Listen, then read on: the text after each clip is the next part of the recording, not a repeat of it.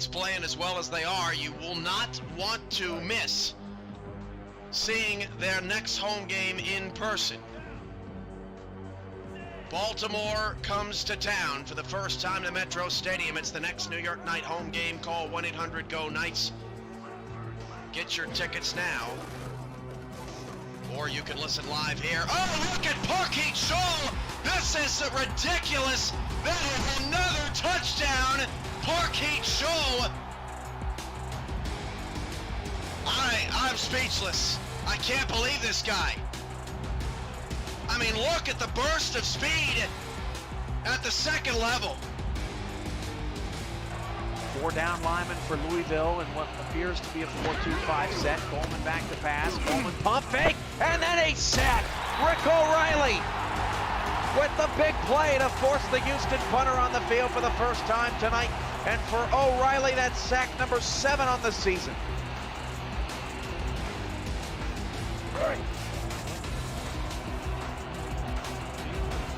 O'Reilly, a monster on the inside. Big play there for the Louisville defense. First and 10 of the 26, Marconi dropping the throw. And Marconi against the late blitz will go deep down the field, and that one is caught! Pass Grayson Abarazzo. Shigeki can't catch him. It's a Maurer touchdown. The 3rd touchdown for Abarazzo in the game. And it just looked like the Legend defense kind of got tangled up. And Grayson went for the pick, and he over pursued. That was just an outstanding throw by Rocco. I mean, he's 6'5", I believe. Yeah, he's 6'5", 225, long, rangy, strong, quick arm. Rastelli back to pass. Rastelli going to the end zone. Pass is caught for a touchdown. Kendall Gilbert, and Baltimore's on the board.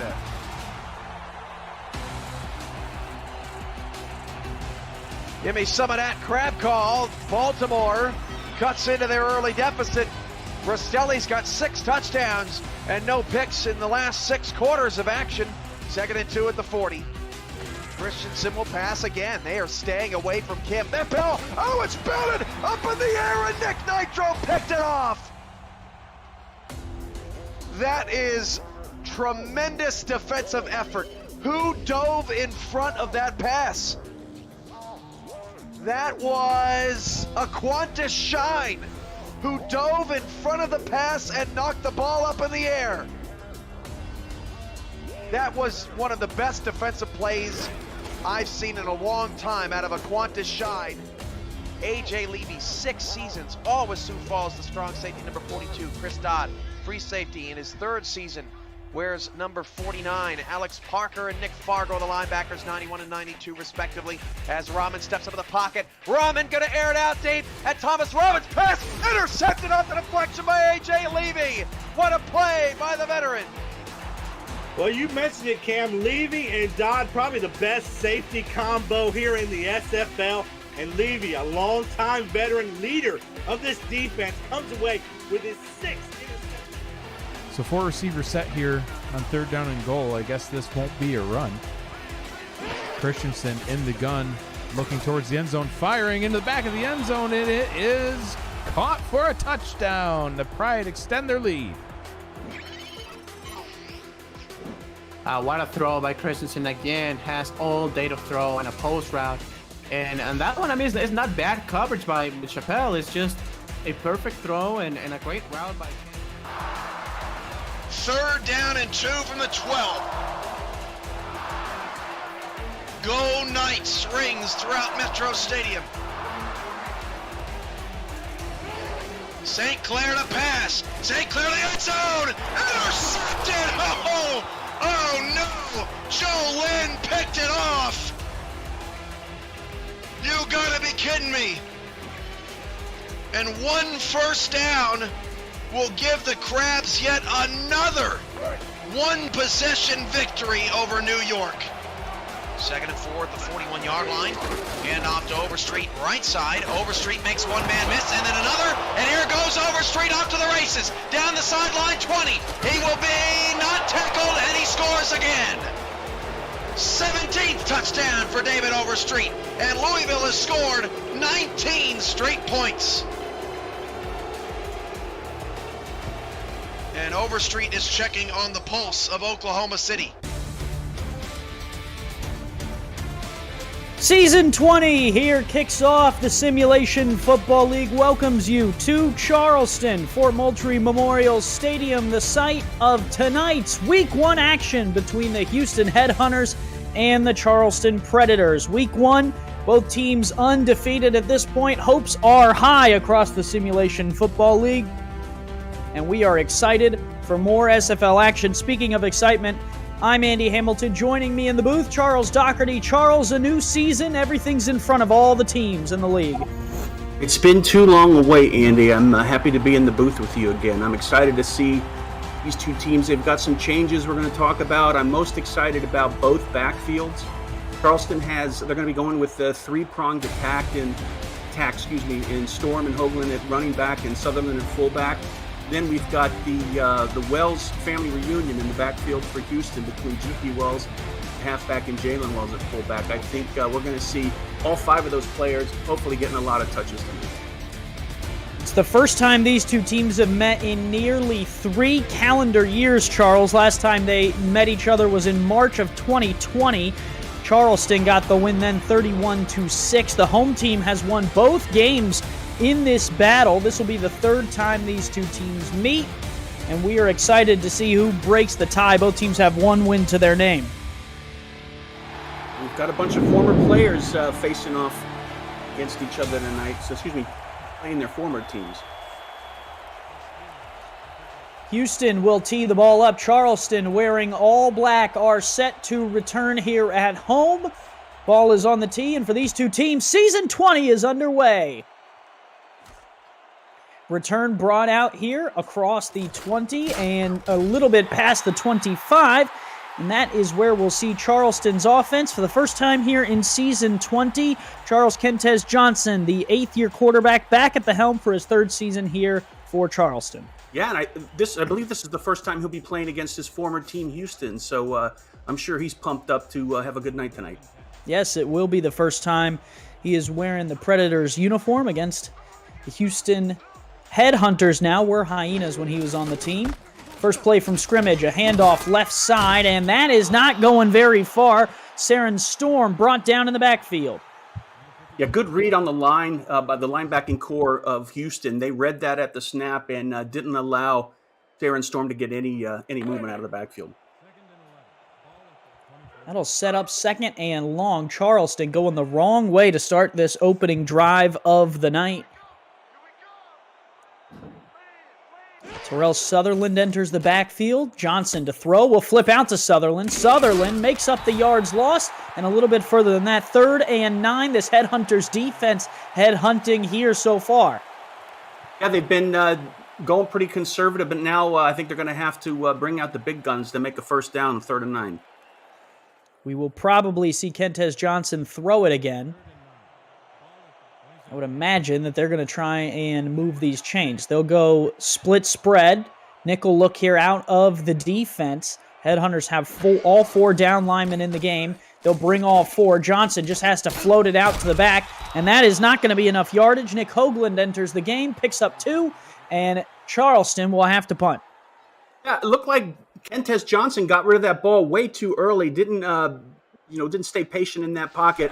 Didn't look like the pocket was breaking down at all. Got rid of it early, dumped it off, and now they're punting. Well, Houston's got 4 defensive linemen. 3 of them are former All-Stars, Charles. 2 of them in Season 19, 1 in Season 18. And when all 4 of those guys are coming at you, you got to be a little nervous there if you're Kentez Johnson. Definitely. I mean, I'm not saying it's easy, but he should have hung on to the ball just a millisecond or 2 more. Millisecond is a long time. And now Dave Burr and this offense will come out for Houston. 1st and 10. They will have their first drive of Season 20, and we'll see what the Headhunters have in store for this Charleston defense. 4 receivers wide in a bunch. Short drop for Burr. Fires right across the middle. Wide open. First down. See, that's a case in patience in the pocket. Dave Burr stood back there. The pocket was starting to break down, but he allowed the route to develop and was able to dump it off to the Hall of Famer DR Sim. DR Sim making another grab. This is 15th season with Houston, 16 seasons here in the SFL. The 8-time All-Star Houston has no other player on their roster that has been with the team for 8 seasons, so that'll just show you a little bit of the dexterity here. Flip outside, that one is caught. GP Wells will pick up a couple. It'll be 2nd and 9 from midfield. You have to give the credit to the Charleston line there. Looks like the defensive end, I believe that was Matthews and Mar Rivers, got penetration against the offensive line, and Dave Bird didn't have the time and had to dump it off. Quads left look here out of Houston on 2nd and 9 from midfield. Dime look out of Charleston to counter that. They'll only rush 4. Throw across the middle, caught. First down yardage there, Greg Corky. Dave Burr so far is doing well in that pocket. A couple plays there, pocket broke down. He's standing there strong, getting rid of the ball right at the right time, waiting for his receivers to do what they do best, run crisp routes, and able to get the first down there. Eddie Gage, Juan Mississippi, and Ashley Jackson on the stats for us tonight. Appreciate them and appreciate Cameron Irvine behind the scenes producing as always. Gun split pro look. Burr on the run through a pick. Intercepted by Jack Brown. Big Jack Brown brings it back to about the 35-yard line, and it's Charleston football. Yeah, and Black adds 25 pounds on the camera. Jack Brown's running it back there looking like a defensive tackle.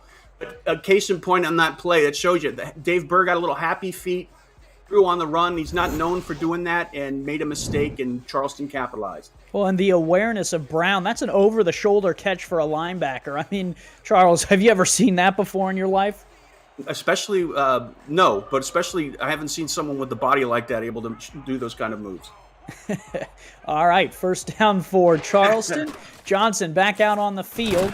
Pressure coming! Johnson just barely gets it away before Butch Menor says hello. Butch Menor had the advantage right at the snap, overpowered the lineman, and Kentez Johnson didn't have anything to do other than hit the deck. Let's take you through this Charleston offense. Johnson, Saren Storm, Nick Hodlin are the backs. Terrell Sutherland, the fullback. Honus Adobe, Davius Reed, and Jay Hayden, the wide receivers. Brian Murphy is the tight end. And at the center spot, we have, that is Saint Nebuchadnezzar. That's about the only time I'm going to pronounce his name, Charles. I think it's Nebuchadnezzar. Yeah, sure. That sounds good. I asked the Charleston front office for the pronunciation. They gave it to me, and still couldn't figure it out. I corrected. Yeah, we'll work on that throughout the rest of the season. It's week 1, so we'll get a little rusty here. And it's good to have goals, Andy. Yeah, bear with us there for those of you in the crowd, and I'm sure that if it's wrong, we'll hear the corrections across the weeks, and we should have it down. 3 running backs in the backfield, 4 down linemen. They bring a blitz. Here is the flip outside right side. That is a run, and that is just shy of the first down marker. It'll be 3rd and 1.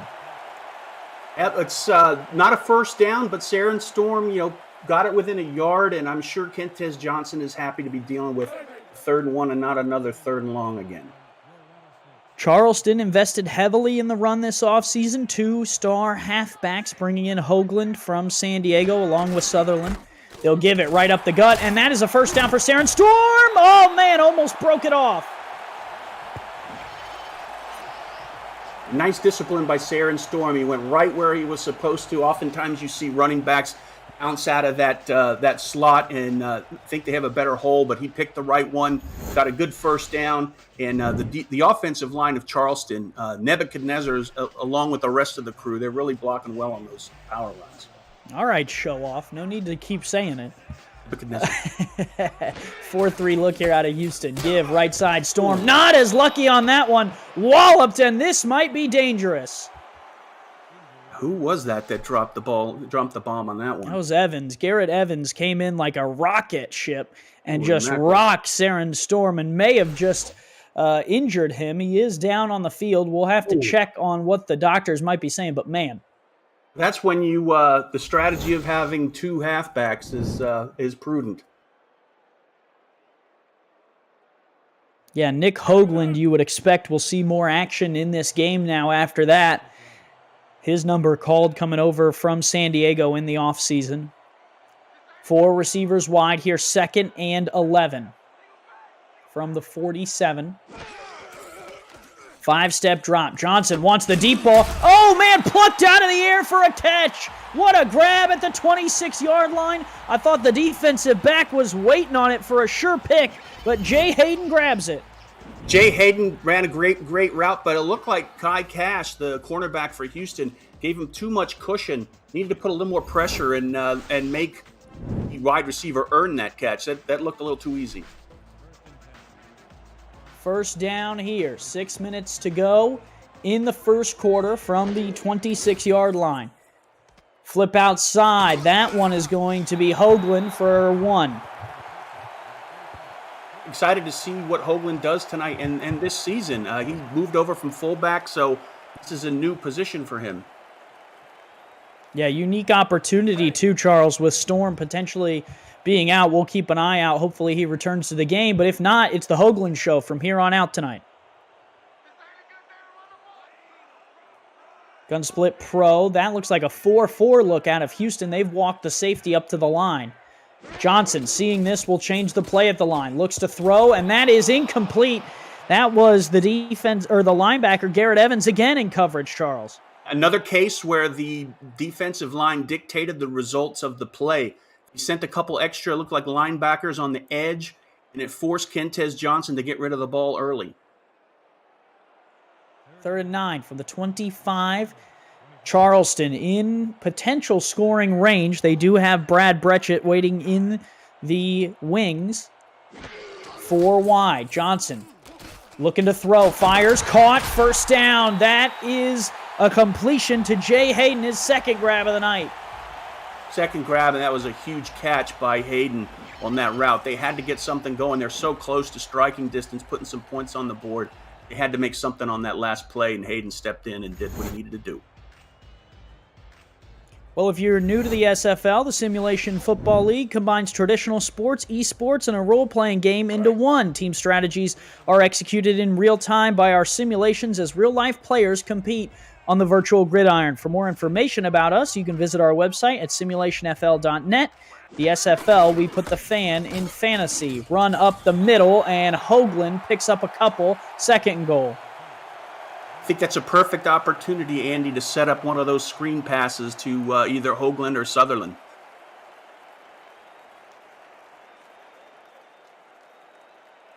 See if we get any of that flare action. Johnson, 71% completion percentage so far. They're going to go 3 backs in the backfield. Hoagland will flip out on the screen pass. Hoagland buried on the outside, had nothing doing. I think that was, that is Kai Cash who met him over there. That's their mistake for listening to me. Yeah, 0 for 1 on this new season, Charles. Yeah, I'm not doing very well. Split spread look here on 3rd and goal. Nickel look here out of Houston. They look like they're playing some bump in the slot. Flip outside. Hoagland. Open room. Hoagland spins. He got there. Touchdown, Charleston. Wow. Zed Markoff was waiting for him, and that was a battle at the line, and Hoagland powered in and won that battle. Got to the pylon. That's all it takes in the SFL. Look at all that room, Charles. Well, I mean, he was messing around, going left and right, taking up a lot of time, giving the linebacker enough time to catch up to him. So I was a little nervous there the last couple seconds. Hoagland wanted to make it close. Boy, did he, and he finds his way into the end zone on the screen pass. Kentez Johnson's first passing touchdown of the season. First touchdown of the season for Charleston, and they are on the board first. Now, extra point up and good from Brechet. 7-0, Predators on top. That was a very solid drive. I mean, they weren't too conservative, but they weren't too aggressive either. Nice steady mix of runs and passes. Ate up a couple minutes of the clock and wound up putting points on the board, and that's crucial to get some momentum going for Charleston. It was the Jack Brown interception that is converted into points. This Charleston offense able to make it happen, and Houston now will get the football back after Dave Burr's interception on the last drive. Hold the phone, though. This is a good return all the way out across the 30. The key here is how are they going to respond? Charleston drew first blood. Let's see what Houston can do on offense. It was Greg Corky on the return. He will join Mike St. Green, DR Sim as the receiving threats. Jim Copeland Jr., Dan Curtis are the tight ends for this offense. Barry Simeon and Taylor Menor are the left tackle and left guard, respectively. You got Jalen Wells and J.P. Wells at halfback and fullback, and Dave Burr will give it to Wells there and nothing doing. Loss of 4. Huge play from Charleston's defense to start this drive. John Lally, the defensive end for Charleston, was one of the first defenders to greet the running back in the backfield. Set them up 2nd and 14. They're going to go open. Straight open is the formation here. 3 down linemen, 2 linebackers. Looks like man coverage. All slants. That throw is bobbled and incomplete. In and out of the hands of the tight end. Jim Copeland Jr. couldn't hang on. Another good play by Jack Brown, making his massive presence felt in the middle of the field.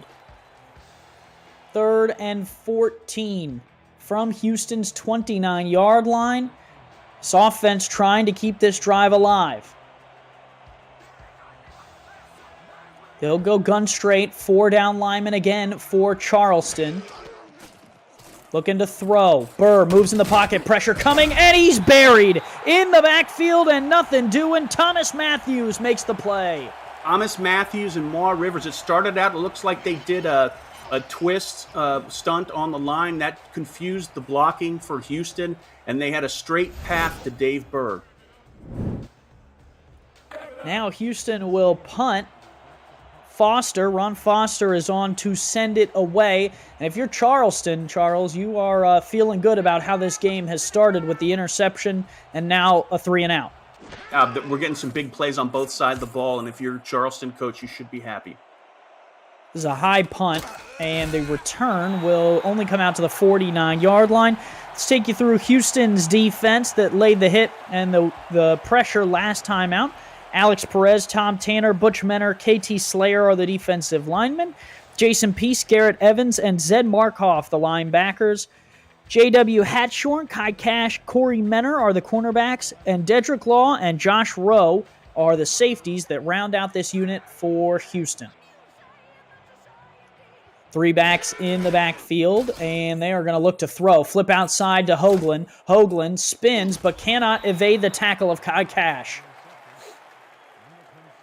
Yeah, that's a big blow for the Charleston offense. Darren Storm being out for the rest of this game, but I think, as I said earlier, I think it's smart.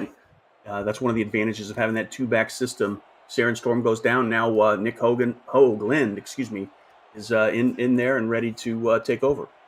Last drive for Charleston, 12 plays, 72 yards for the score. Flip outside Hoagland again. This time will not spin out of the first tackle. Kai Cash again, 3rd down coming. 3rd and 4. I mean, you can't complain about that. It wasn't too crazy or aggressive from an offensive standpoint, but you're getting a couple yards here, a couple yards there, and you're setting yourself up for a manageable 3rd. Kentez in the shotgun will look to sling this thing. Fires down near side, almost picked off. Oh, my Lord. Corey Menor would have been dancing in the end zone right about now, Charles. Yeah, he would have been untouched because there was only the wide receiver and Menor in that area, and if the ball would have been just slightly to the right, it would have been in his paws and he would have been dancing. That incompletion, though, will force Charleston to punt. If you're Houston, that is a win for the defense to get off the field and send it back to the offense. Give them another shot at it. Kick is away. The very quick moving first quarter, Charles. Corky calls for the fair catch right at about the 12. Well, if you are liking the game so far, make sure to smash that like button and subscribe to the channel if you haven't already. SFL produces over 400 events a year. There is no one else that gives you more football. Don't miss a minute of the SFL or SFLM action and help our channel grow through your support. Thank you for helping the SFL reach 10 years of operation through your viewership. I couldn't be more thankful for any of you watching right now. Oh, man, speaking of watching, I hope all of you just witnessed Robert Cherry assault a man in the backfield. Yeah, that was he blew through the line there. It looked like he was untouched and didn't allow GP Wells to do anything with the ball. I tell you what, Charles, it's week 1, but I don't know if I've ever seen two teams start hitting people harder than we have in this first game. Yeah, so far, I mean, we did have a score, but both of these defenses are really balling out tonight. Flip outside, Burr, catch made. DR Sim walks out of bounds at the 17, third and manageable. That was a big. They needed that. That was a good way to recover after that loss on that run play. Yeah, Burr getting him out of some trouble there, and that'll be his 4th completion of the day. Just 32 yards for Dave Burr. Get this, GP Wells, 2 carries, -6 yards, Charles. Much more efficient through the air. Burr going to go back to the air. That one is caught. First down yardage, Greg Corky. Nice. I mean, that was a disciplined route run there by Corky. Right at the line. He knew if he caught the ball, he was definitely in first down territory. Executed perfectly. Well, and such a smart play call in that situation to say, hey, look, let's run, the little bit of the spot route, get him open on the outside, and give him the chance to move past the sticks. When you have Mike St. Green and DR Sim as the 1 and 2 wide receiver, you have to have some deep coverage or you're going to get burned. So those short out routes like that, I think, could be pretty effective. Yeah, if you're playing fantasy football this year, Greg Corky's been involved here early in this one, albeit only a quarter in. Give Wells, no positive yards still, right back to the line of scrimmage before he's folded. It was impossible for Wells to run through that sea of black. I mean, the defensive line for Charleston is just having their way. First quarter in the books, Predators 7, Houston nothing. It has been a defensive battle. Don't go anywhere, you're watching the Simulation Football League, presented by APM Music.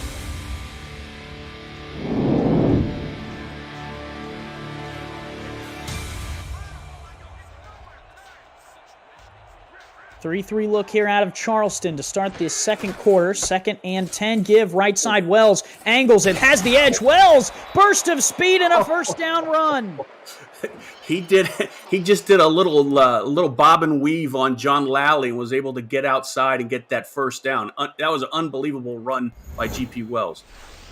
Jack Brown finally tracked him down there at the end, but it is first down yardage for Houston. That's what they need to see from GP Wells if they want to get this offense moving. I think he was waiting for that all night, and now he has something to build on. 3 receivers wide here. They give it right up the gut. A little bit of a scramble there for yardage. That was Jalen Wells, and Wells picks up 4. Yeah, Jalen Wells, I mean, I expect him to get a lot of touches, not only tonight, but throughout the season. The way he's built, I mean, he is built for a lot of handoffs and receptions, not just blocking. 4-3 look here out of Charleston. Give right up the gut. Oh, look out. Oh, what a spin move. Juke the guy out of his socks, Charles. GP Wells is starting to feel it now, and that's not good news for the Charleston defense. Those last couple runs he had were perfect execution. Man, oh man. It'll be first down at Houston's 48-yard line. The run game starting to come to life for the Headhunters. Trips tight look. 3-3 out of Charleston. Wells gets the flare-out throw. Wells back to the line to gain. Kevin Brackett is the guy on the spot. Kevin Brackett was waiting for him, just maybe a half a second behind, allowing him to get that ball, but that's all. He wasn't able to get any yards because Brackett brought him down. League veteran Brackett, 8th season in the SFL, 2nd season here in Charleston. Able to get over there, had some time in LA, some time in Vancouver. Yeah, I remember he was on Vancouver when I was as well, right? Pretty good linebacker, even better human being. 7-yard carry there, JP Wells, 3rd and 3. Brackett again in there to make the tackle. You heard us talking about him. That's the best way to show up at the right time. 3rd down, 3 yards to gain. Probably about 15, 20 yards away from field goal range, so this is an important 3rd down for both teams. 4-3 look here out of Charleston. 3 wide for Burr. 4-step drop. Quick throw deep down the middle. It's tipped away and incomplete. The defense was solid on the back end for Charleston. I think that might have been John Stamango who made the play. John Stamango, I mean, we were talking about the fullback, Jalen Wells built for action, but John Stamango on defense, he's got the strongest build out of any of the players on the defensive side, and they're basically the leader on defense, and it showed on that play.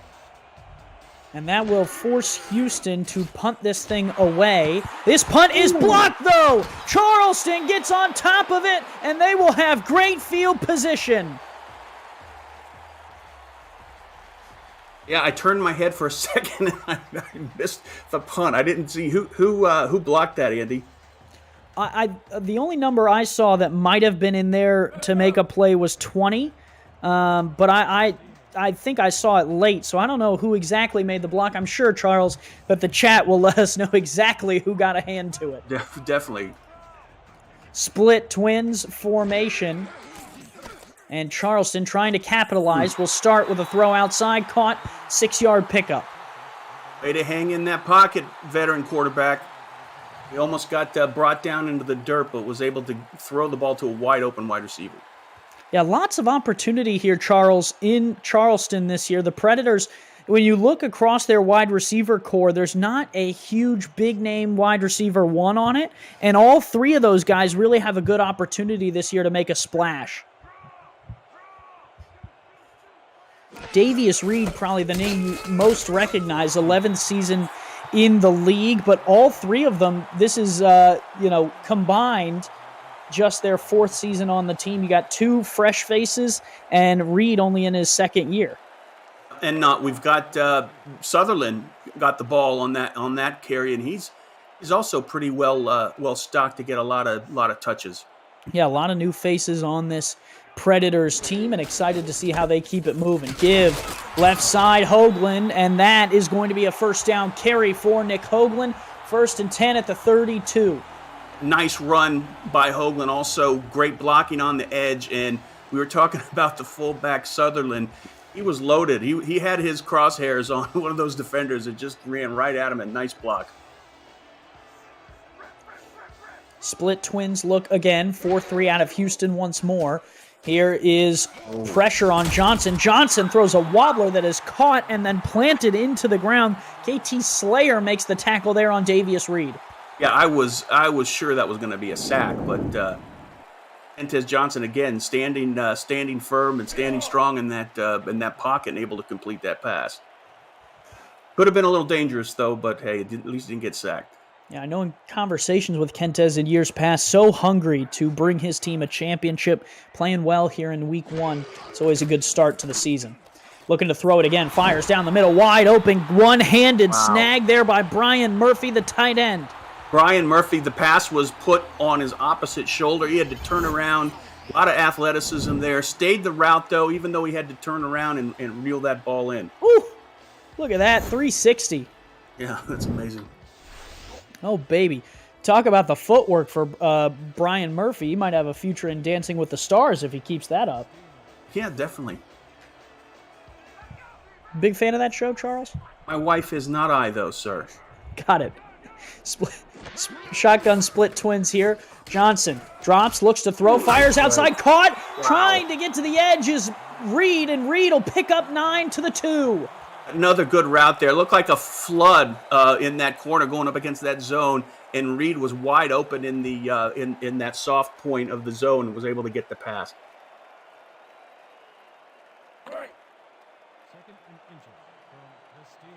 They need 1 yard. 2 would get them into the end zone. Great position here for Charleston. They got all the plays in the world here. Hoagland in the backfield. They'll give him the run right up the middle. Hoagland stuffed, though. Houston not going to let him have that one too easy. Slayer in there to make the play. Slayer, as well as Jason Peace, the inside linebacker, was waiting for him. 3rd and 2. Got to get down to the 1 to move the chains. Split twin. Slot receiver is uncovered there at the top. Johnson looks to throw back in the end zone. Caught. Touchdown. Charleston. They strike again. That touchdown catch for Jay Hayden. Both of the twin receivers were open on that one. It was pick your poison, and Kentez Johnson had plenty of time just to go through the progressions and hit the wide receiver wide open in the end zone. Jay Hayden, first touchdown as a Charleston Predator. And Mr. Doherty, that's always exciting for these players in the new season to, be wearing the new uniform and make an impact in your first game out there. And Kentez Johnson's having a whale of a game here in this first half. He's got 130.6 QBR, 82% completion rate, and he's got 2 scores. And if you're Dave Burr, you're walking up and down your sideline saying, hey, time to answer right now. Yeah, and stop the defensive line. I would be talking to my offensive lineman. And one of them is Nebuchadnezzar. There you go. Yep. They will line it up. Charleston will kick it right back to Houston. The headhunter's going to line it up and get that offense back out on the field. Follows the 8-play, 44-yard drive of the Charleston offense. And here is Houston. Return coming out across the 20. Oh, re-angle Corky. Dangerous on those returns out to the 27. Want in-depth statistics all year long? Visit the SFL website at simulationfl.net for info about the league, its 28 teams, and to see all the league records, team stats, player leaderboards, the rankings of the next class of SFL talent, and so much more. Simulationfl.net, your home for everything SFL. Got that updated through week 1 earlier today. Saw that alert come across in Discord. Gotta love that. Burr fires outside, caught, 8-yard pickup, and that's DR Sim plowing over someone on the bench. Nice way to open up the drive. Houston has to get something on the board here by the end of this half, even if it's just a field goal. It can't go into the locker room without any points to show. Amazed you never see anyone on the sidelines or that bench area who gets knocked over get hurt, Charles. So many dangerous objects over there. It is amazing. Now you said it, though. You used to get injured on the sidelines all the time. I get injured broadcasting. 2nd and 2, give right up the gut. Oh, man. Wow. That Jack Brown's on fire tonight.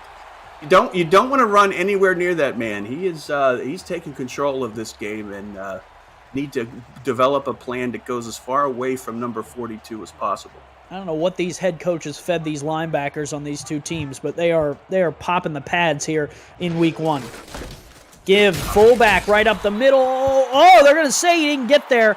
Man, I thought for sure Jalen Wells had that first down. That might be worth a challenge. Yeah, definitely. It's hard to track where the ball's going to be placed when you're popping the pads, Andy. I mean, look at the ball, Charles. How is that not across the line? The long snapper just picked it up and got a first down. Punter is on for Houston. They're going to try and send this away. It's blocked again. 2 punt blocks for Charleston, and that one is caught by Houston. But man, oh man, these special teams here in Charleston are making a difference. They are controlling this game, and Charleston, they've showed on the last couple of series that they're dominating, and Houston's got to do something. Now's the time for a turnover or a big play to get some momentum, something in Houston's favor. Charleston just a yard shy of the midfield stripe. That is great field position. Johnson looking to throw, flips outside. Hoagland smacked in the mouth there on the outside by Zed Markov. Smacked in the mouth, and he did like a 720-degree spin before he hit the ground. That was like a Rocky excerpt. 2nd and 5. Two teams and hitting each other hard all day. And there's not really a rivalry between them either, Charles. Just the third meeting, but they're hitting each other like they're division rivals. Give Hoagland left side. Hoagland snatched before he could get to the first down marker. Dedrick Law wraps him up. Big play for the Houston defense here on 3rd and short. Yeah, 3rd and 1. You'd love if you're Houston to get off the field here and give your offense another chance before the end of the half. Three backs in the backfield. Hoagland dots the I. They'll give it to him right up the gut. Hoagland's got it for the first down. They put, it looked like maybe they were in a 4-4 on Houston, and they put everybody on the line to stop the run, and Charleston just powered through, got the first down. I mean, Houston defensive coordinator has to be scratching his head. What do I draw up to stop this offense? Kentez Johnson, 106 yards to his name so far. Hoagland, 14 yards on 5 carries. Got 7 catches already. They'll give a run right up the middle. That is Sutherland with the spin. Yeah, that was Sutherland. Yeah, the fullback showing off. 2 really good fullbacks in this game. Yep. Sutherland, 3 carries, 8 yards. A bruiser, and you might need a bruiser like a fullback in this game with the way that these linebackers are playing. Yeah, Give right. Hoagland buried off the edge. What a play by Josh Rowe. That's the strong safety, Charles, with a tackle for loss. That's what they need. They need something to get some momentum, put some fire in the Houston defense. 3rd down on the other side of the 2-minute warning. 2 to play here in the first half. Charleston 14, Houston nothing.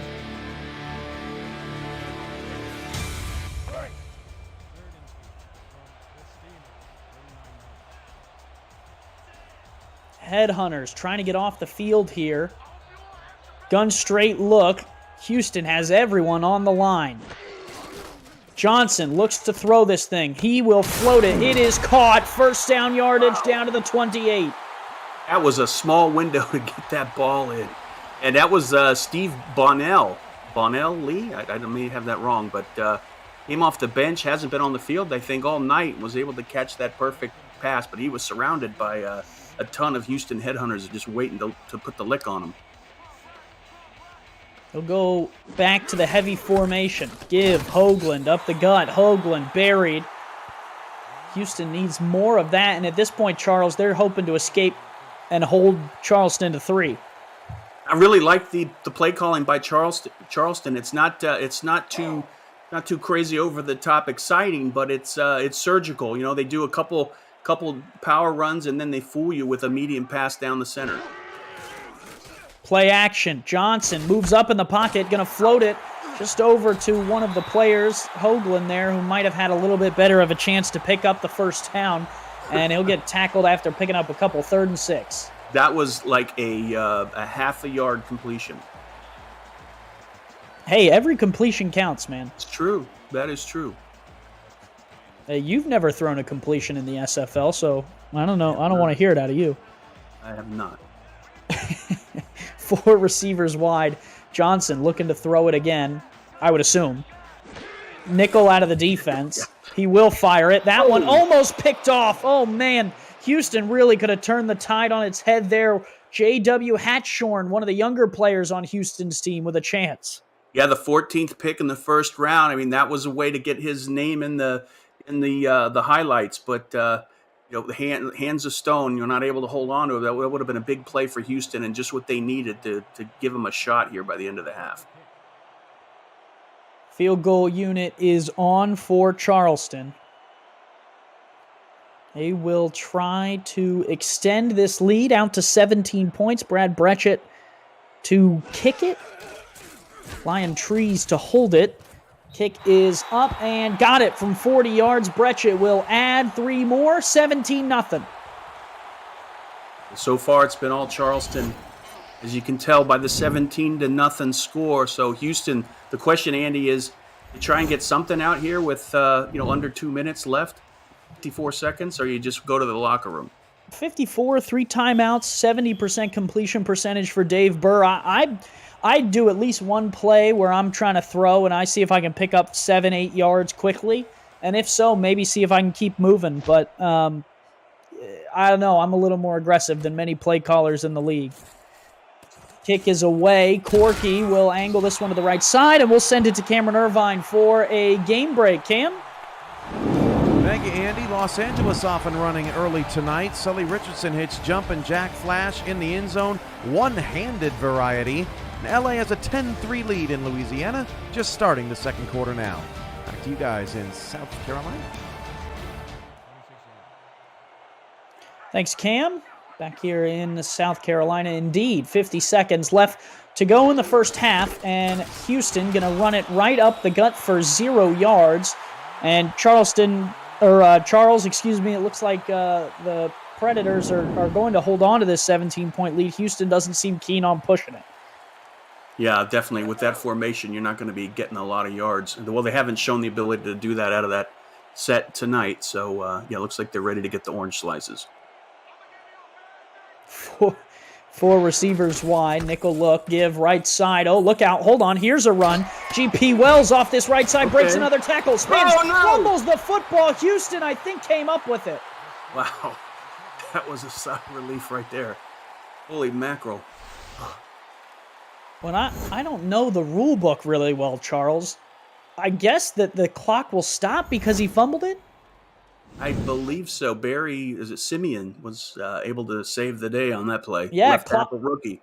Well, the clock stopped. I was wondering why they didn't take a timeout, but the clock stopped until they broke the huddle, apparently. So now down under 10 seconds to go. Heavy formation again. Give right up the middle, and Wells tackled from behind there, and now Houston takes a timeout so they can at least attempt a Hail Mary.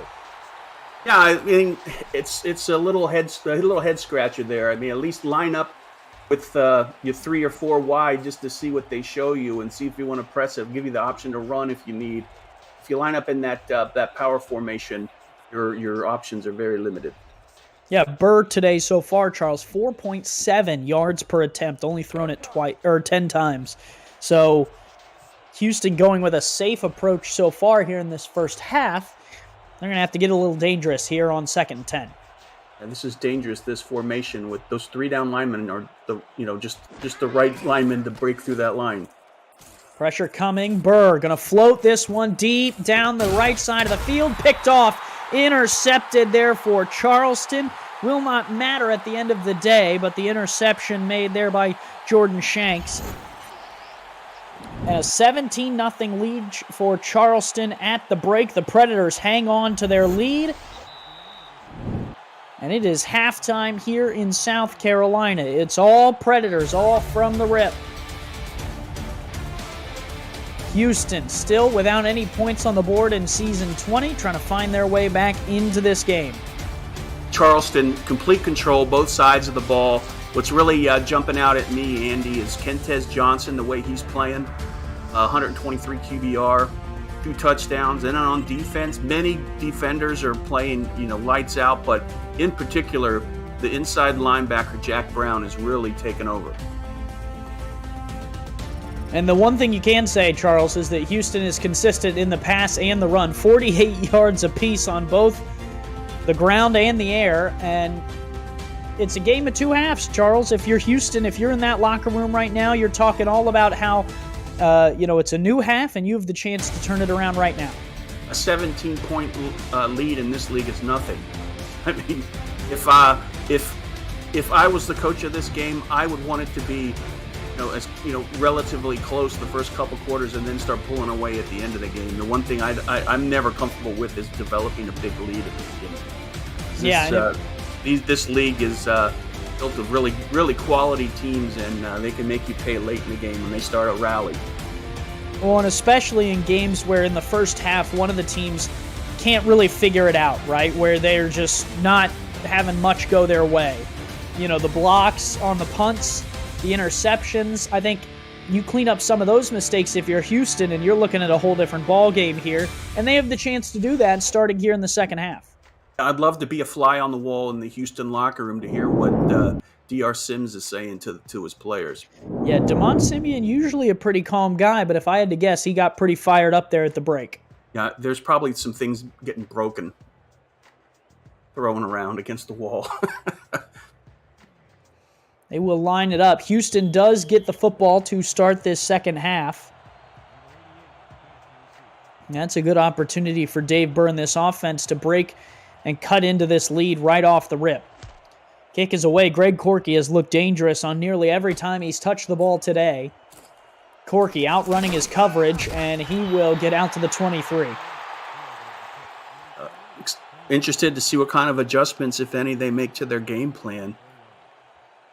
Haven't seen a lot of deep throws to DR Sim, Mike St. Green's, probably because they're being covered well. It doesn't look like I've seen any of those plays in their playbook so far. Yeah, Mike St. Green hasn't even been targeted in this game, so going to need to get 15 involved if they want to get things moving. Empty formation here. Burr on a 5-step drop will throw one deep down the middle of the field, tipped up and nearly intercepted there on the first play of the second half. Stamango had a chance at it there at the end. It was right in Stamango's mitts, and that is a huge, a big bullet dodged by Houston, because Stamango normally doesn't let those fall to the ground. Look at Dave Burr's numbers. The 2 interceptions really dragging down that QBR. 7 of 11, not that bad. Favorite target today is Sim. 3 catches for him.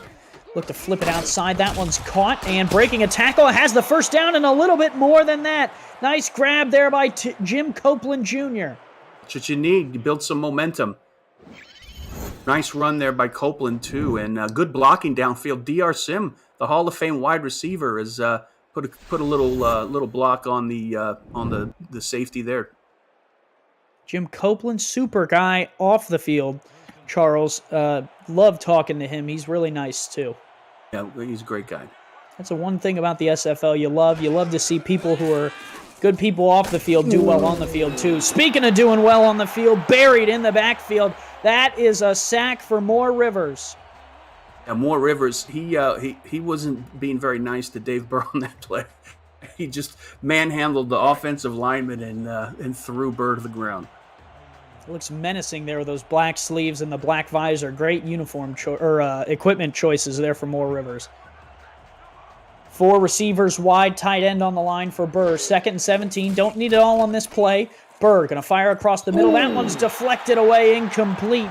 Nice cut in by Mark Martin, the cornerback, to make the deflection. Yeah, that was a statement right there. Pass deflection.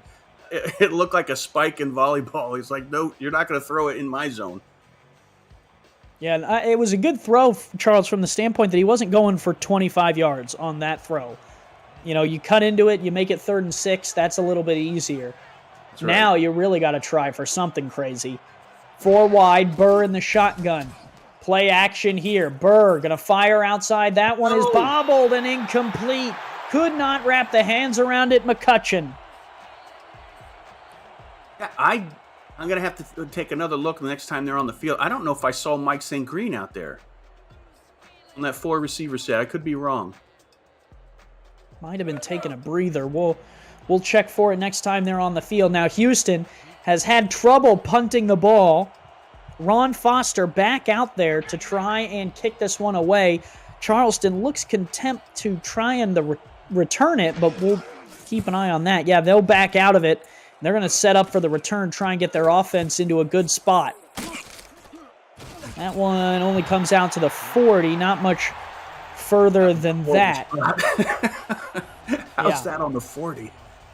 Hey, listen, Charles, you and I handle the booth up here. I'll let the referees figure out where to spot the ball. That's how I get hurt when I say stuff like that. That's how the league finds you. Talk bad about Ref 62. They'll get a hold of you. They'll find your address, send you a letter. Johnson, some guy with the zebra shirt on in the van outside. Johnson flips out. Hoagland, first down run on the toss. Speaking of Charles, speaking of the fun that you and I have in the league, there's so much more to do in the SFL than just being a player. Join our Discord server to check out content for teams and about the league created by our community. Participate in pick'em games, play SFL fantasy football, and test your skills in the survivor pool. To join our server, visit simulationfl.net and click on the Discord icon on the menu. The SFL community, 2,000 strong. We will see you there. You can tag Charles in general and let him know that you made it. Any time of the day. Run right up the gut. That picks up 4. And that'll be 2nd and 6. Nice carry there for Sutherland again. Yeah, they're mixing it up with their fullback and halfback, and a tip of the hat to Hoagland so far, stepping in for Sarah Storm. They were going to mix up touches, but he's been carrying them all and hasn't been lighting it on fire, but he's been doing enough to keep his team ahead of this game. Johnson wants the deep ball and is going to pay the price. Houston takes it away. Dedrick Law with the pick. That's what they needed. That's the shot in the arm. Let's see if the Houston offense can come out and capitalize on it. It's crucial at this point. When you get a turnover, you got to put points on the board. Dedrick Law with the interception, the 6th of his career, and the first one of season 20 for him, first one for Houston in season 20. And I'm sure that Houston has some hashtag on social ready to go called hashtag laying down the law. Nice. Headhunters retake over at their 20-yard line. Give on the counter right. Here is a nice run from Wells. Picks up 7, and man, if Brackett didn't bring him down there, Charles, he might have been off to the races. Definitely. Nice footwork by Wells. Set up for a great place to be on second down, 2nd and 3. Defense is trying to figure out what Houston's going to run because they've got the whole book.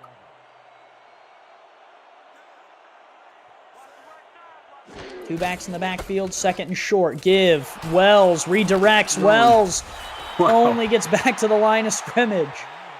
That the way his body was positioned, he was setting himself up to get leveled, but he survived that round. He didn't give up. That's credit to Wells, but man, the way he was positioned, I thought he was going to get hurt. Charleston defenders coming in waves. 3rd and 3, 8 minutes to go here in the third. Give, left side, Wells, stuffed, nothing doing. Charleston comes up with another stop. Brackett and Brown in there combined. Yeah, those power formations aren't really showing a lot of gain for Houston tonight.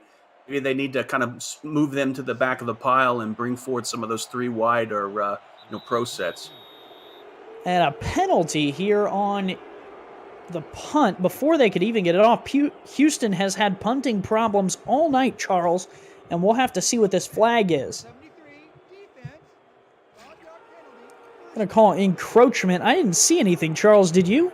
No, I did not. Looks like they're showing Sheehan. Interesting, and I think that gives Houston a first down. There you go.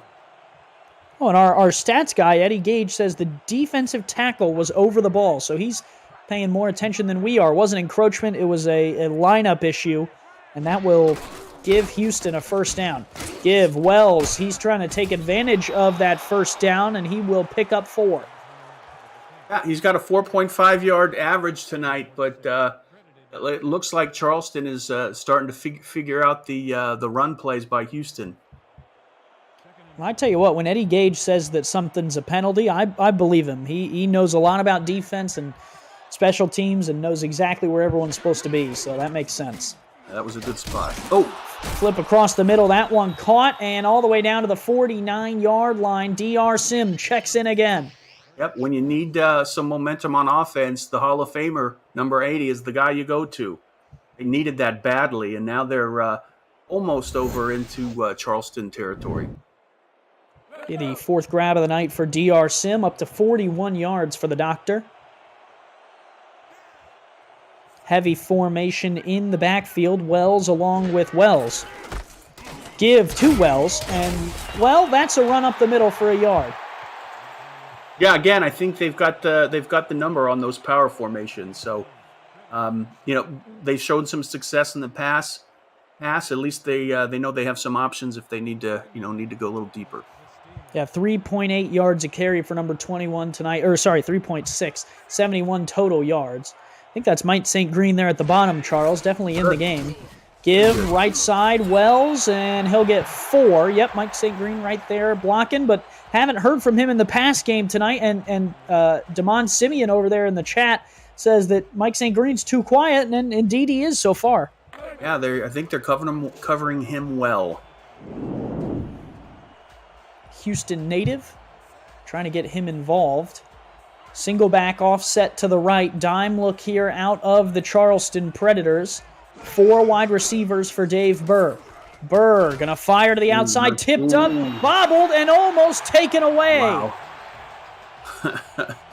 Yeah, that was Thorne with the tip, and Stamango had another shot at an interception right behind him. I think he was He flew in right at the end there to try and recover. Wow, look at the coverage on that out route. Really good. Blotner. I mean, he's blanketed there. He almost ran the route for Mike St. Green. Wow. And now Houston will have to, I mean, from here you got to punt it again, Charles. Definitely, yeah. You got to put it on the shoulders of the defense to come up with a big play.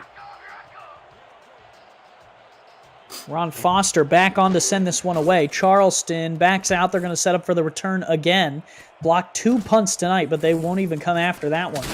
Here is the return. Little shimmy shake. Gets out to the 19-yard line. Charles, the SFL is back with the biggest games and the best coverage of the Simulation Football League every Monday night all season long. Join Cameron Irvine, Paul Sarp, and SFL content creators for This Week in the SFL pregame, taking you around the league with highlights, analysis, interviews, hot takes, and more. Then settle in this week to watch the San Diego Mavericks host the London Knights. It all starts at 7 p.m. Eastern, Monday night, right here on SFL YouTube. Make sure you hit subscribe so you don't miss it.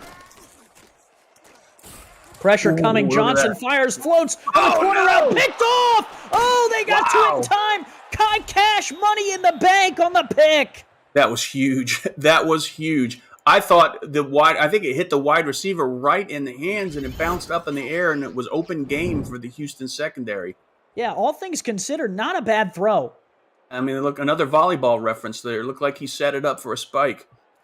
It hit the receiver right in both hands. I mean, Johnson had a guy in his face. He was getting demolished back there in the pocket. He still managed to put the ball right on the money.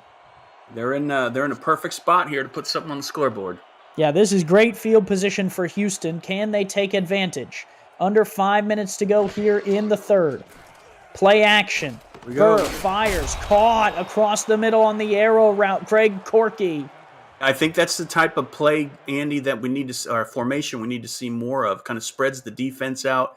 You don't want to have those linebackers and defensive linemen in the box, trying to run up against them, because they've shown that they're able to shut it down. 2 in the backfield, 4 down linemen. Give right up the middle. Fumble the football. Ball's on the turf. And Charleston recovers. Jack Brown falls on top of it. Jalen Wells could not hang on. Who popped it free there? That's 74, Mar Rivers. Mar Rivers, yeah, he's having a heck of a game too. He's catching up on Jack Brown for the attention in the post-game show. But great defense. They shut down. Houston had a little glimmer of light to put something on the board, and that defense rose to the occasion and shut her down. Predators defense is hunting here in this game so far. 4 receivers wide here for Kentez Johnson, looking to sling this thing. Fires across the middle, tipped up, bobbled and dropped, falls to the turf. Stephen Bonnell, or Bonelli, I may have the name wrong again, but he had a shot at it after that tip. 2nd and 10. Man, Kentez Johnson with an opportunity there and just could not complete the pass. 4-3 look here out of Houston's defense. 2 deep safeties. One of the cornerbacks walk up to the line. Split back twins look here out of Charleston. Give right up the gut. Terrell Sutherland dragging defenders, picks up 4. That's quite the luxury when you have such a solid fullback in Sutherland to get the ball and help. I mean, I think that type of play was needed to calm Johnson down, the quarterback, a little bit after that play. I think he's getting a little nervous and his performance is starting to drop off a little bit. Need to have him settle down and build up some confidence. Nickel look here out of Houston. 3 receivers wide for Johnson. Johnson looking to throw, fires. Safe throw on the out route, tackled short of the line to gain. Houston comes up with a stop there on the outside. Josh Rowe on the tackle. Well, Andy, they're punting the ball here, but they dodged the bullet. I mean, they almost got the Houston defense almost got that interception. Now, at least they get the punt to them a little bit deeper, farther away from the end zone. Yeah, it was a really nice job there by Charleston to come up with a play in order to get the football back, and now they're able to play field position with Houston. They punt it away, and the Headhunters are going to have longer to go down the field. Corky makes one guy miss, gets out to the 32. I liked it on that last series when Houston lined up with the the 3 wide receiver sets. Let's see if they learn something from that, and we see more of it on this possession.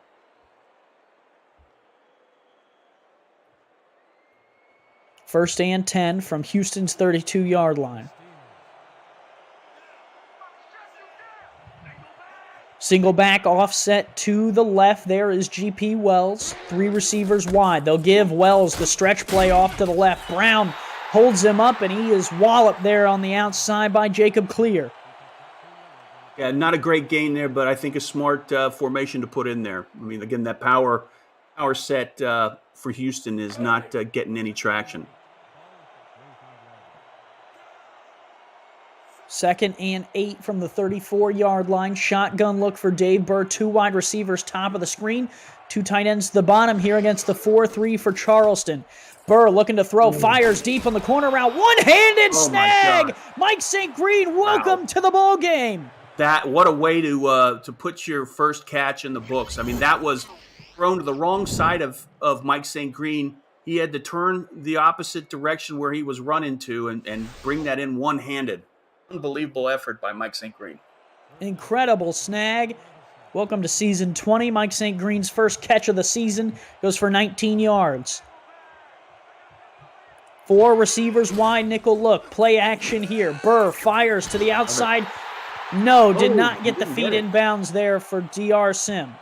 Hey, they didn't get the completion there, but really tipping the cap here to DR Sims making that adjustment on the offense. I mean, that's what they need. They've shown success out of that 3 wide set, so let's keep going to the well here.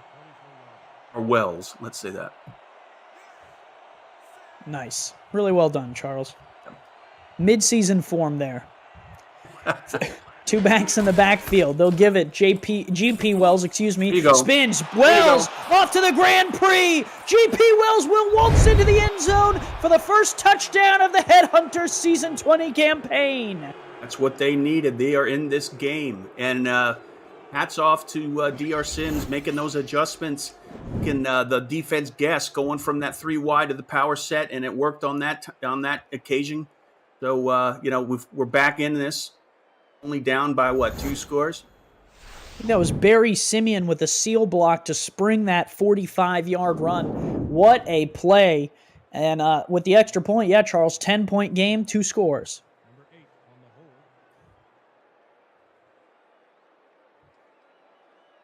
Houston strikes back in a big way. GP Wells there goes over 100 yards on his 20th carry of the game, and that one is good for the score. Extra point up and good. 17-7 with 2:11 to go in the third. Still a lot of time in this one. Yeah, unfortunately, though, it looks like Entez Johnson on the Charleston side has kind of cooled off a little bit. Let's hope while he had this time on the sidelines meeting with the coach, he came up with some plays, get some consistent aggression down the field going on this next possession. Kick is away. Charleston will take the football back. They'll bring it out across the 15, across the 20. Spin move, and out to the 25. It's pretty good starting field position for Charleston on this one. Johnson makes his way back out. 19 of 26. 2 interceptions, though, Charles, to go along with the 2 touchdowns. Yeah, I think that Charleston needs to just be steady and firm on their playbook and just execute it the way they practice it, and not make any mistakes at this point of the game, because it's going to be a killer if they do. 3 backs in the backfield. 4-3 look here out of Houston. Johnson flips outside. Hoagland cut down on the outside, waiting for it patiently. Was Corey Menner like he knew it was coming? Yeah, he read that from the start and was able to capitalize. Nice open field tackle there. It's not. I think that Charleston just needs to stay steady and calm. It looks like they're rattled a little bit. 4-3 look here out of Houston's defense. 3 backs in the backfield. Charleston will look to throw again. Hoagland gets another screen off this right side. Hoagland makes up the ground he lost and more. Big 3rd and 3 upcoming. Yeah, big 3rd and 3, but that was a nice run after catch by Hoagland to set them up for a 3rd and short.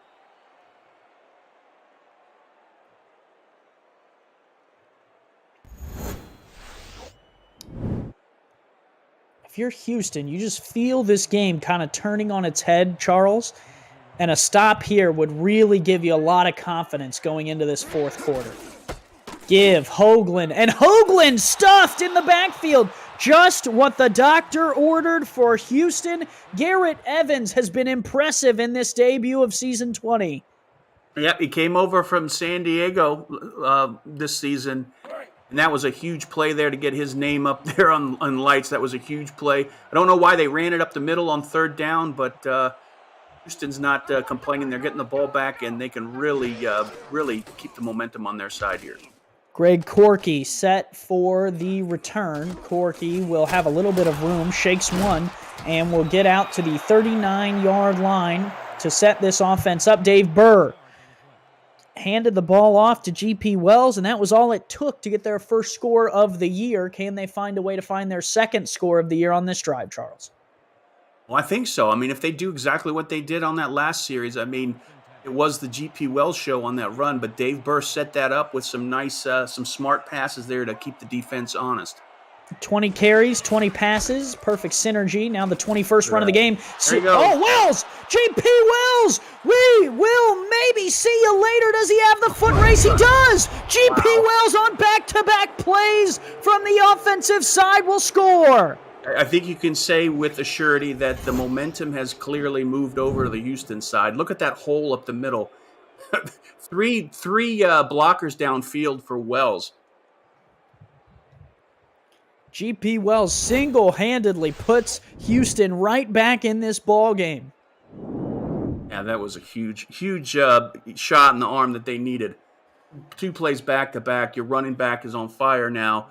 And, Wells is the type of running back that only gets better as the game goes on, only gets better the more carries he gets, and he showed it on that last 2 series.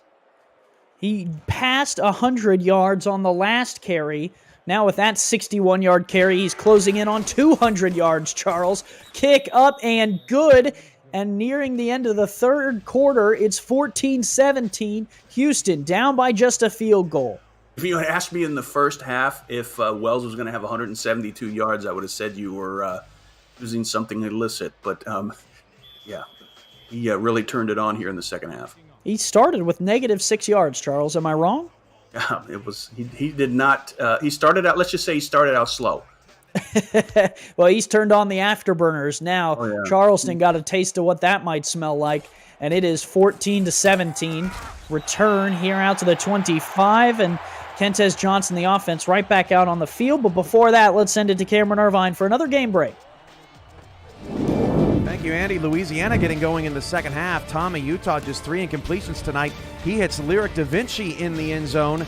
And early in the third, Louisiana now leads LA 20-13. Back to Andy and Charles.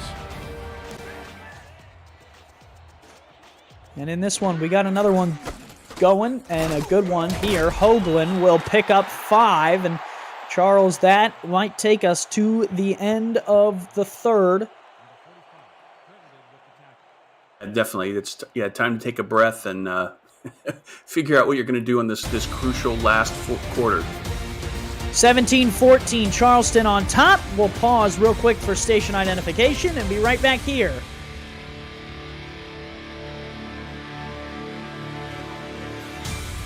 Presentation of the Simulation Football League is intended for the private use of our audience. Any rebroadcast, retransmission, or account of the game without the express written consent of the league office is prohibited.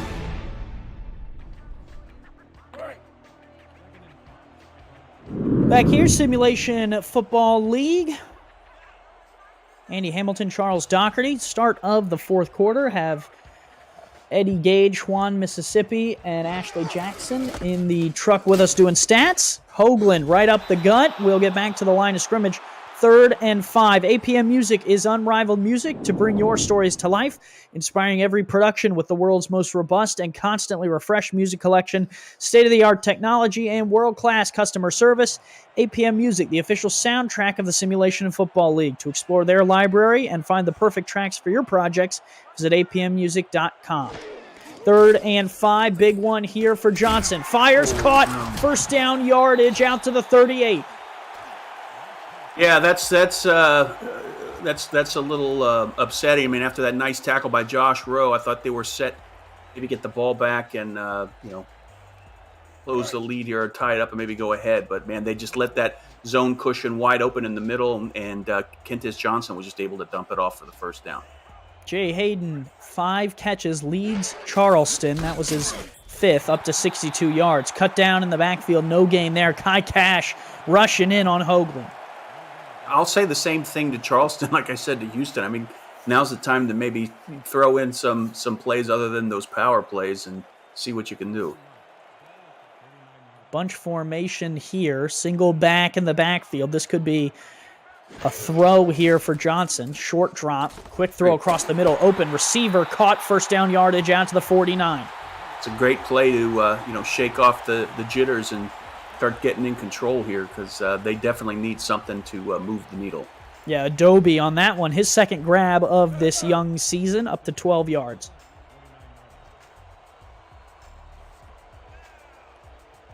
Heavy formation in the backfield. Saren Storm injured earlier in this game. It's Nick Hoagland who leads the way. Hoagland right up the gut, spins, tackle from behind, picks up 7 though. Charles in relief of Storm. Hoagland has been good.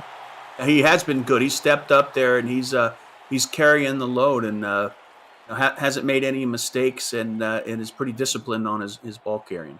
Yeah, most effective in the pass game, 11 receptions, 44 yards, and a score there. Does have 12 rushing attempts, but not as effective there. Give him another one here, and Hoagland, first down carry to the 41. Yeah, very disciplined. Went right up the lane he was supposed to. Confident, no second thoughts, followed his blockers, and got the first down. At the 41-yard line, 1st and 10. Johnson completing 76% of his passes tonight. Trips tight. He will hand it off. Hoagland stuffed in the backfield, loss of 4. Yeah, Tom Tanner was waiting for him. Nice tackle in the backfield. That's what Houston needs right now. Another big play to get the ball back. It's been Johnson through the air that's been most effective for Charleston. 66% completion percentage across his career tonight, 76%. Starting off the season on the right foot so far, but still 7:44 to go here in the 4th. Give left side, Hoagland stuffed again. They're going the wrong direction, Charles. Definitely are, and those linebackers, those outside linebackers for Houston aren't letting them get any runs on the edge. This time it was Zed Markoff with the stop. Trying to keep this clock moving, but with a 3-point lead, I'm not sure if you can milk it enough here early in the 4th. At the end of the day, you might be hurting yourself. It is a little scary, though, the thought of putting the ball back in Wells' hands. Johnson in the shotgun, 4 wide. Going to look to throw this one across the middle. Caught, but tackled shy of the sticks. 34-yard line would be a 51-yarder, Charles.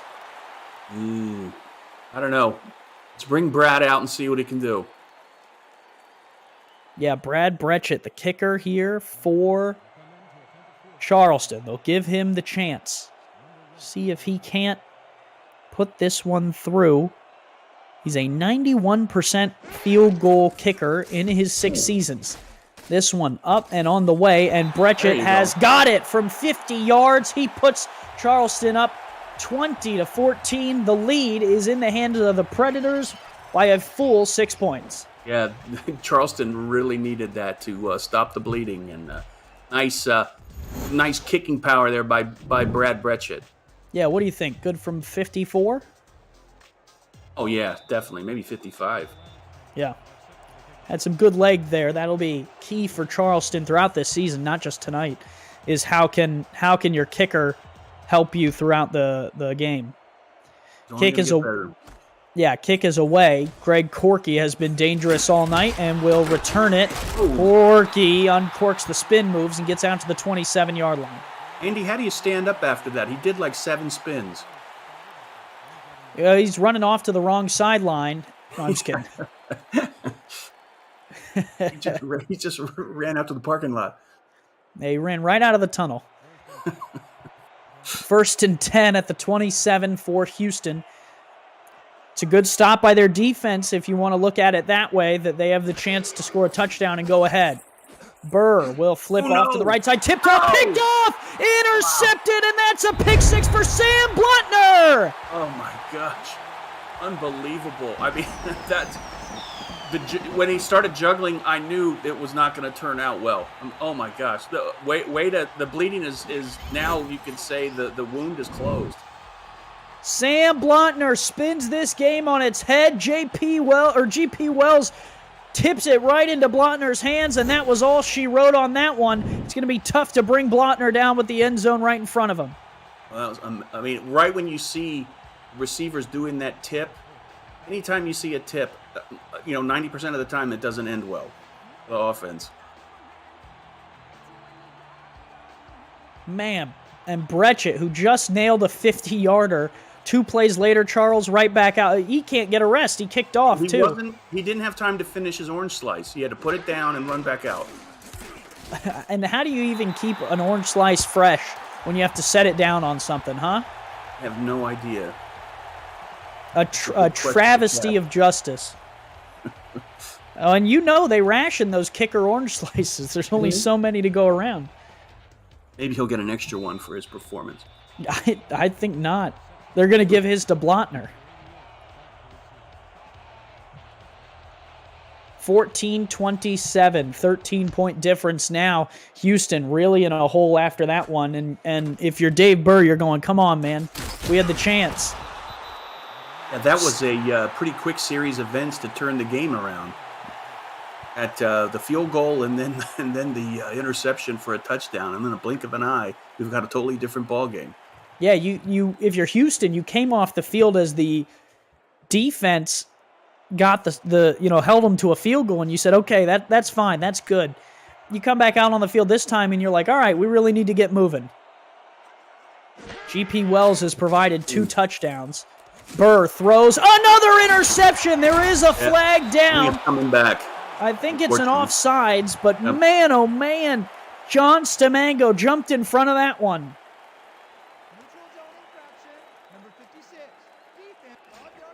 Oh. Yep, John Stamango jumped, but also Thomas Matthews did at the wrong time. That erases the interception, and Dave Burr and this offense remain on the field. They dodged another bullet, so let's see how they can capitalize on this. Yeah, 3 picks for Dave Burr, 11 completions on 21 attempts for this offense. GP Wells has been the guy, 8.2 yards per carry. They'll give it right up the middle here. That's a nice run by Jalen Wells, first down to the 34. Yeah, good play. Keep the defense guessing. I mean, if you can show you have an effective running game with your fullback, it just opens everything up. Well, and the question just becomes how much longer can you run the ball before you're too far gone in this game? Oh, definitely, yeah. You need to start thinking about maybe moving the ball a little further downfield. Give Wells again, right up the gut, picks up 3. I mean, they've shown an ability to be very successful after a completed pass, doing a run after that. At least, pass to set up those long runs by GP Wells.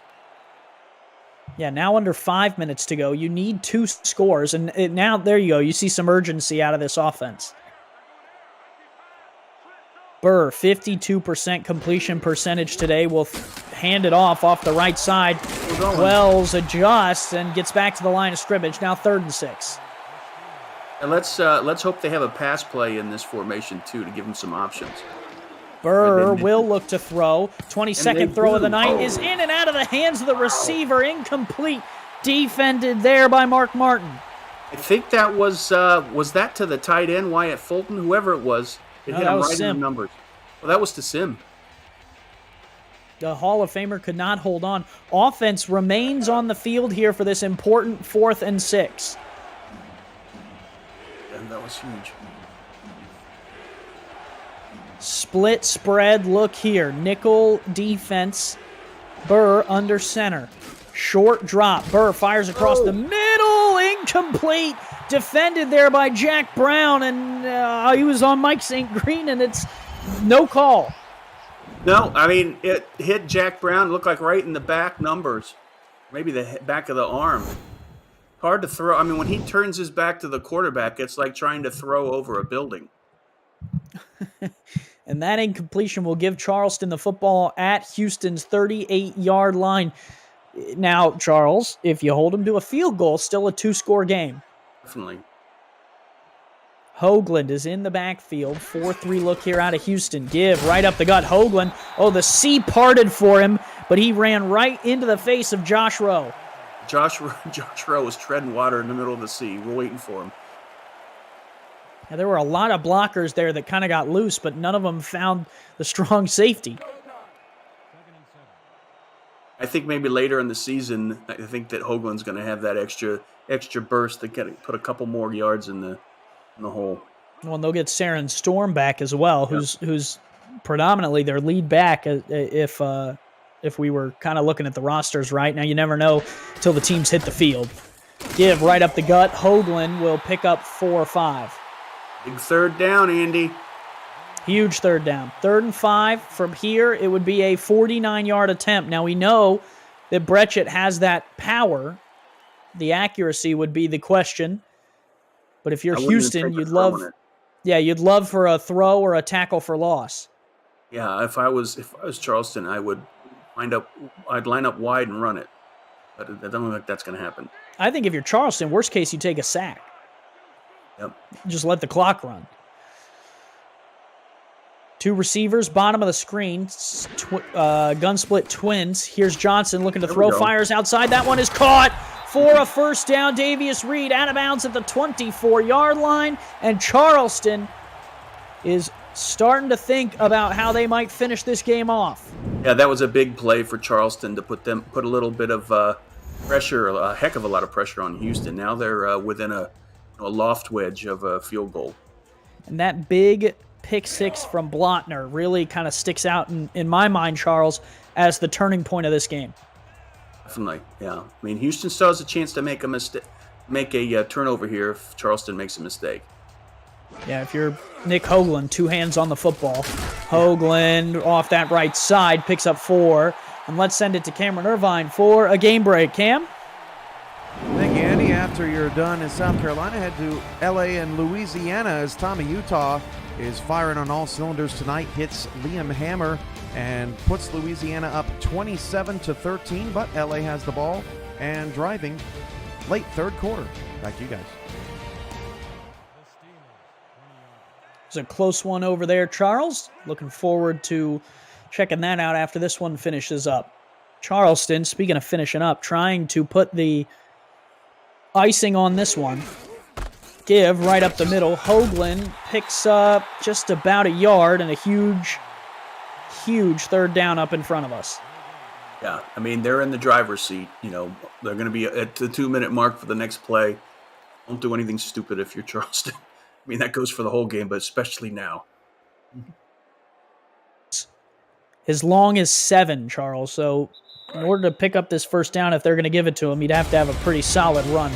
But before that, the 2-minute warning. 27-14, Charleston on top of Houston. The Headhunters trying to get the ball back one more time. Yeah, Andy, I'd be pulling out the run card if I was on Charleston here. 2 wide receivers spread out. Houston, a lot of guys in the box. That's 8 in the box right now. They will hand it off left side, and there is a stuff in the backfield. Tackle for loss and a timeout from the Headhunters. They will get the clock stopped with 1:58, and Charleston likely will kick the field goal. Yeah, they should. I mean, they're in a good spot for Brad. It's well within his range. Brad Brechet. Hit from 52 just a minute ago. Feels like forever ago, though, with how this game has been going.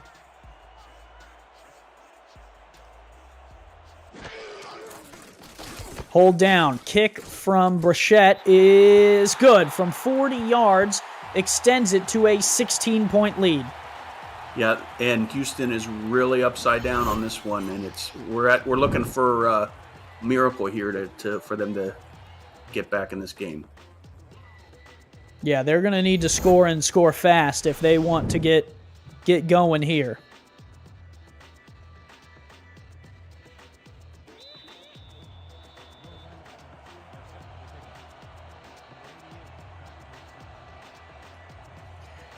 Burchett puts the ball on the tee. Minute 54. And the crowd here anticipating what could be one play to change the face of this game. Corky only out to the 25. Dave Burr back out. And Charles, as a defensive guy, for me, this is always the time of the game where you're asking who wants to be the hero. That's right. Who wants to be the hero? The offense is pushing it up the field, and they're more likely to make a mistake. So it's feeding time now for the defense. Yeah, if you're the defense, don't let anyone behind you. Especially not anyone wearing 80 or 15. Yeah. Short drop. Pressure coming. Burr goes down. More Rivers. Collects him again along with Matthews.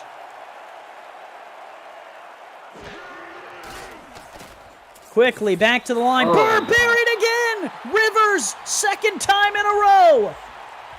Yeah, that Rivers is really taking over that line here in the second half. Watch this, right in the middle. Goes outside, then back in. Outside in with the swim, makes it finish it. I mean, man, what a play. That was a swim and a slam.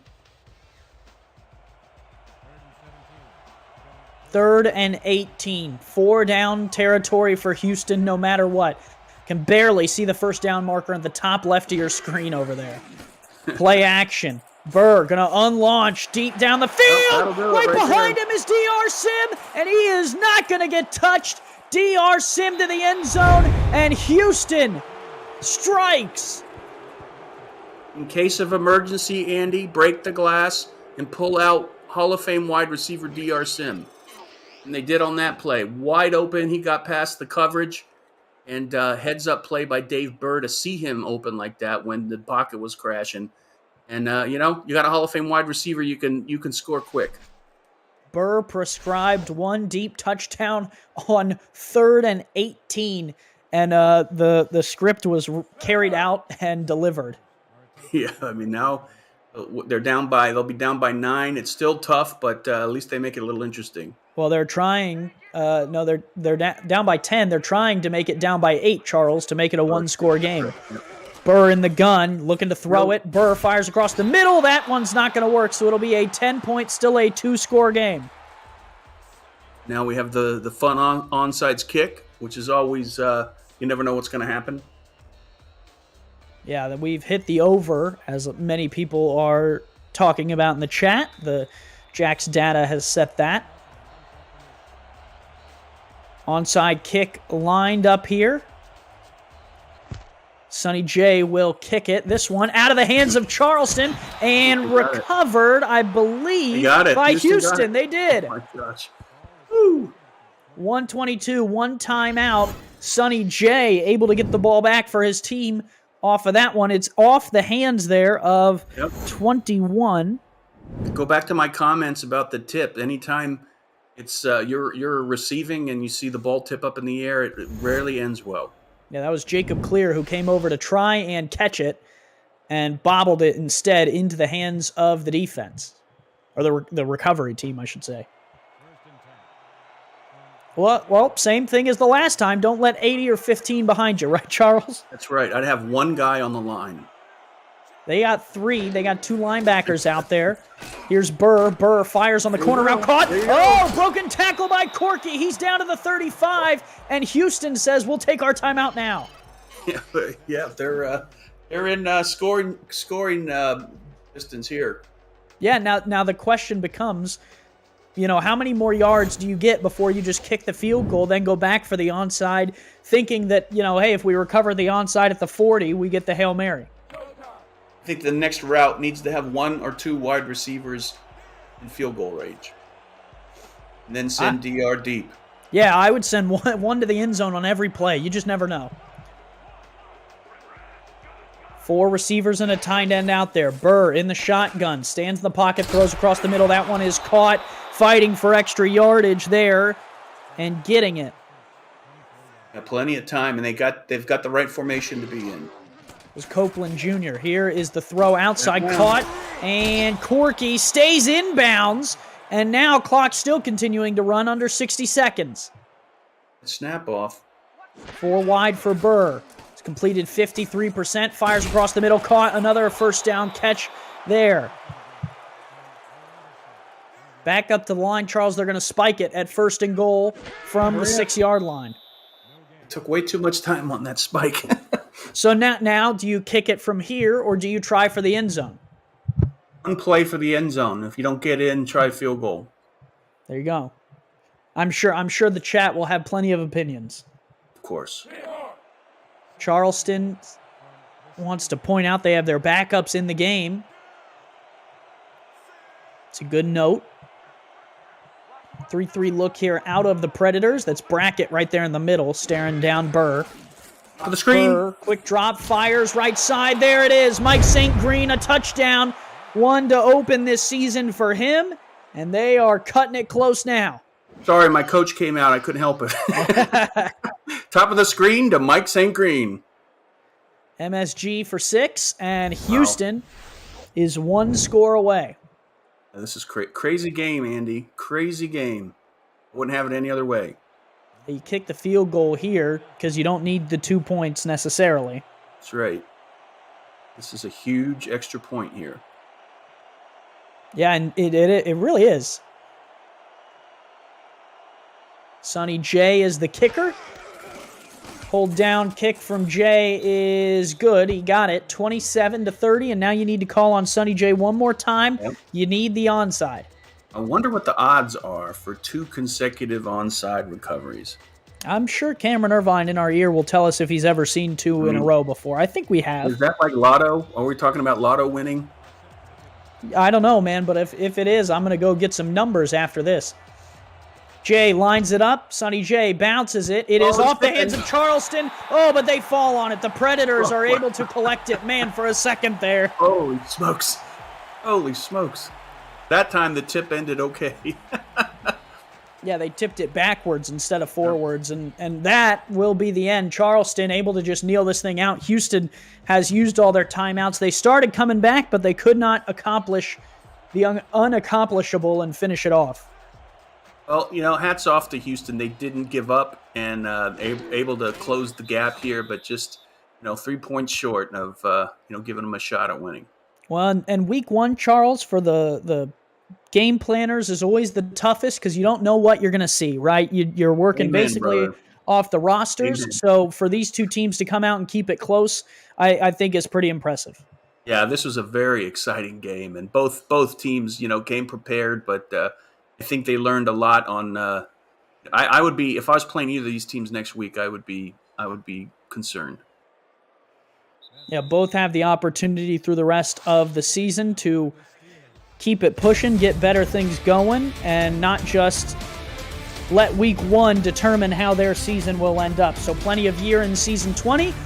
Glad to kick it off with you, Charles. Glad to kick it off with Eddie Gage, Juan Mississippi, and Ashley Jackson in the stats truck for us. And glad that for Charleston, they got their first win of the season, and glad for Houston that they came back and really have a lot to build on off of that. Also, happy for Kentez Johnson coming back against his former team and able to, I think he executed the game book or the plan, pretty efficiently. Had it through a couple interceptions, but overall, I think he led his team to victory. Yeah, 25 of 32, 2 scores, 2 picks for him. And, Charles, this is one of the times I may advocate for a player not on the winning team to get the player of the game. GP Wells, 22 carries, 173 yards. That's crazy. I mean, he exploded there in the 4th quarter, or was it the late 3rd quarter? I think it was the 3rd, yep. Either way, I mean, he put the afterburners on and just carried the team.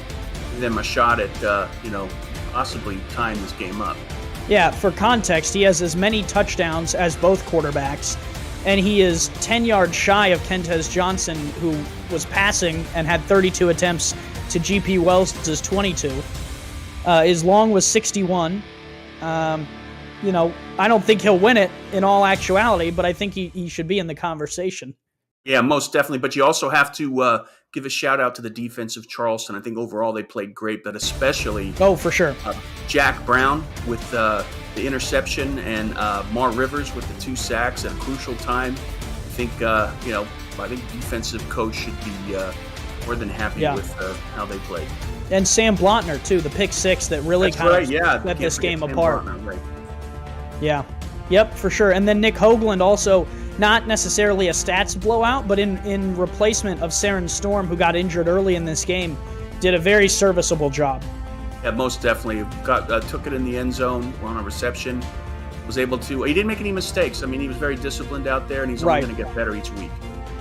Yeah, and when your running back goes down, I mean, you and I know it best, Charles. When your running back goes down, you would love to just see some production, and that is what Nick Hoagland provided, was enough production to help keep the offense for Charleston moving.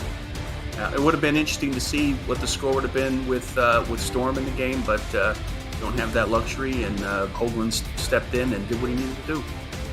And the SFL is back, Charles. Week 2 coming up next week, but before that, we have our Monday night showcase tomorrow night with Cam. Can't wait for that.